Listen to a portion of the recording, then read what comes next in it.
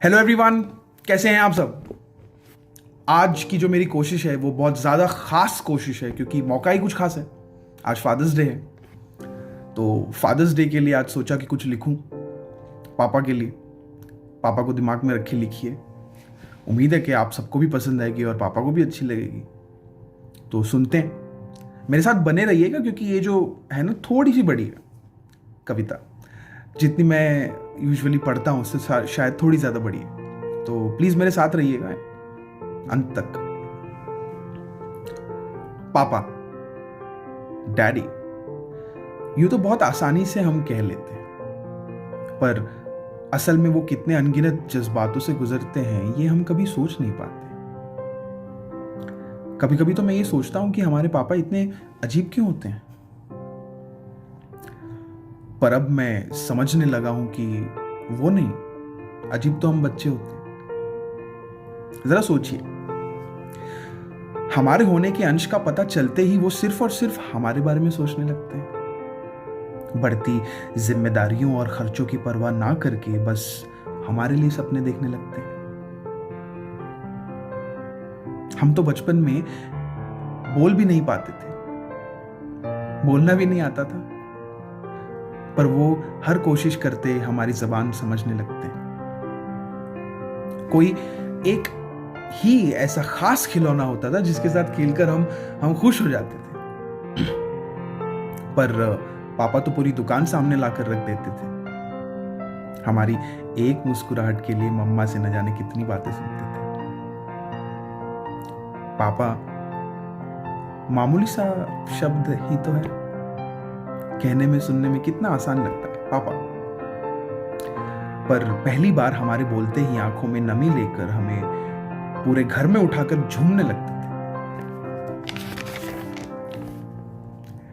हमें बढ़ता देख कहीं ना कहीं हमारी ख्वाहिशों के लिए ही जीने लगते थे। और ऐसा नहीं है कि पापा के अरमान नहीं होते, पर अपने बच्चों की खुशी पहले, अपने बच्चों के सपने पहले सोचकर अपने सारे अरमानों को कहीं दराज में रखकर भूलने लगते हैं। कभी कभी तो हमारी जीत में ही अपने सपने जीने लगते हैं, हमारी नजर से दुनिया को देखने लगते हैं। हमारी ही बदतमीजी पर जब वो हम पर डांट कर गुस्से से हाथ उठा देते हैं तो उसी लम्हे हम उनको बुरा मान लेते हैं। पापा तो बहुत बुरे हैं, पापा ने तो हमको मारा। पर बच्चों पर हाथ उठाकर पापा भी तो कहीं अकेले थोड़ा रो लेते हैं। जाहिर है ये वो हमको पता नहीं लगने देते। मेरे ख्याल से मर्द अक्सर अपने जज्बात बयां नहीं कर पाते। कभी ये बात मानने से भी वो मुकर जाते हैं। जो यकीन ना हो तो अपने पापा को देख लेना। जज्बाती होना शायद कमजोरी भी होता होगा, ऐसा उन्हें लगता होगा। तभी तो किसी ना किसी तरह से वो अपनी ये कमजोरी भी हमसे छुपा लेते हैं, राज की तरह सब अपने दिल में छुपा के रखते हैं। हमें मनाने के लिए पापा अपनी हैसियत से भी ज्यादा कोशिशें करने लगते हैं, और हम बच्चे लालच में सिर्फ उनका इस्तेमाल करते रहते हैं। पापा ये भी चाहिए, पापा वो भी चाहिए, वहां जाना है, वो खाना है, ये दिला दो, वो दिला दो। न जाने ऐसी कितनी मांगे करने लगते हैं। तकलीफें होती हैं पापा की जिंदगी में भी, पर उनके मुस्कान के मुखौटे के पीछे होती है ना, इसीलिए हमें दिखाई नहीं देती है।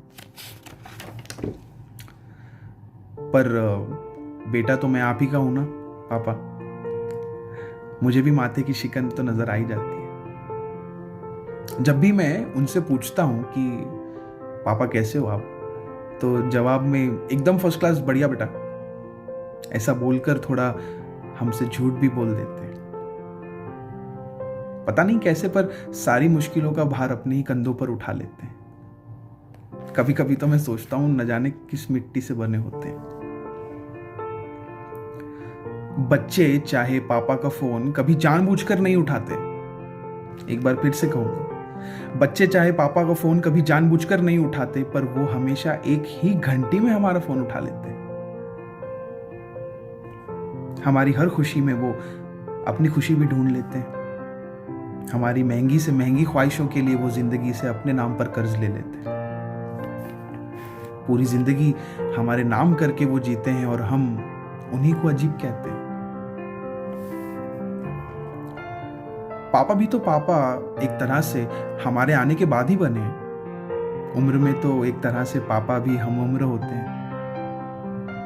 बिना किसी तजुर्बे के वो अपनी सारी जान लगा देते हैं, यहां तक कि उनके जाने के बाद भी हमें तकलीफ ना हो इस हद तक की तैयारी वो सोच लेते हैं। और हम बच्चे, पापा आपको तो कुछ समझ नहीं आता, बड़ी आसानी से बोल देते हैं। उनसे छुपकर मम्मा से उनकी बुराई भी कर लेते हैं। पापा ये सब कुछ जानकर भी कभी हमसे नाराज नहीं होते। मैंने बहुत कोशिश की पापा को थैंक यू, सॉरी और आई लव यू कहने की, पर मेरे कुछ भी कहने से पहले ही वो मुझे गले लगा लेते। हम ज्यादा बात नहीं करते, पर फिर भी एक दूसरे की खामोशी को हम समझ लेते हैं। शायद इसी को प्यार कहते हैं। हम बच्चे ही तो हैं जो अजीब होते हैं। उन्हें इतना सब कुछ करता देख जिंदगी भर हमारे लिए,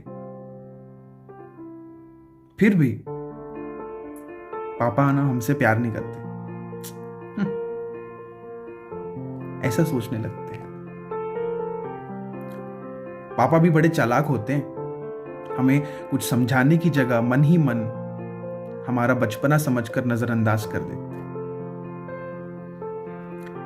शायद जब मैं पापा बनूंगा तब समझ जाऊंगा, ऐसा भी सोचते हैं। या जिंदगी के साथ बढ़ते बढ़ते संभल ही जाएगा, सीख ही जाएगा, ऐसा भी यकीन रखने लगते हैं।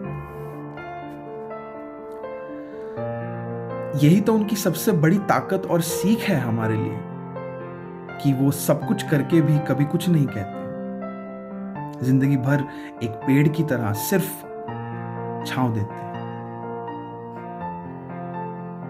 मेरे पापा हमेशा मुझसे एक बात कहते हैं, बेटा कि जिस पेड़ में फल लगते हैं वही पेड़ झुकते हैं। झुकने का ये मतलब नहीं होता कि जिंदगी से आपने हार मान ली। तो पेड़ जो झुकता है उसी पर फल लगते हैं, ऐसा वो कहते हैं। मैं अब समझता हूं कि पापा ऐसे क्यों होते हैं, या फिर मैं शायद अब समझता हूं कि पापा ऐसे क्यों होते हैं। ये कविता थी, और पापा ये मेरा तरीका है आपको ये कहने का कि शायद ही मेरी जिंदगी में ऐसी कोई चीज़ है जो आपसे ज़्यादा ज़रूरी होगी। And I wish you a very happy Father's Day. Thank you so much for being so cool, so stylish, so funny, so emotional that you are as a person. And I think I've got those qualities from you. And yes, I have a better hairstyle than you have, okay?